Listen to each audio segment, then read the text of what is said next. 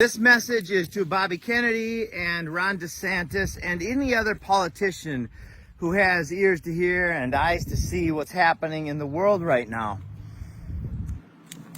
We have a campaign strategy that will not only win you if you follow the strategy, which is all based in the permaculture principles.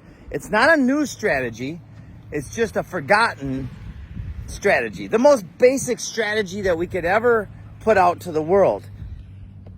It's to take the poisons out and to grow food instead of lawns, to use our resources wisely.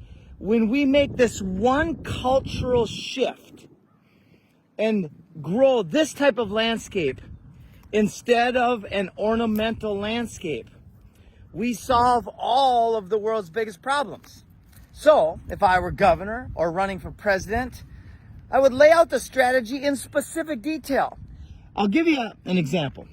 In Florida, I believe there was a $92 billion budget in 2021. So let's use $90 billion as a budget for Florida. 5% of that is $4.5 billion. If we spent $4.5 billion, which is 5% of the people's money that comes into the state of Florida, 5% over 4 years would be $18 billion. $18 billion would put in 18,000 $1 million food forests throughout the state of Florida.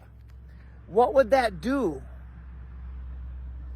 Well, if you put them strategically in prisons, at schools, on all public facing land, and we use this food forest to inspire the churches and all of the businesses and all of the HOAs and all of the homeowners to take out the poisons and grow food instead of lawns.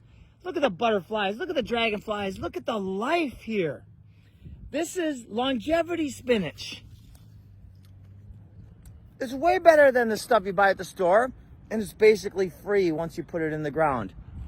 People say money doesn't grow on trees. My ass. Wealth grows on trees.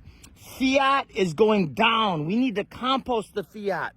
We need to turn the fiat, which is failing, into freedom, which is this. This is freedom right here, my friends.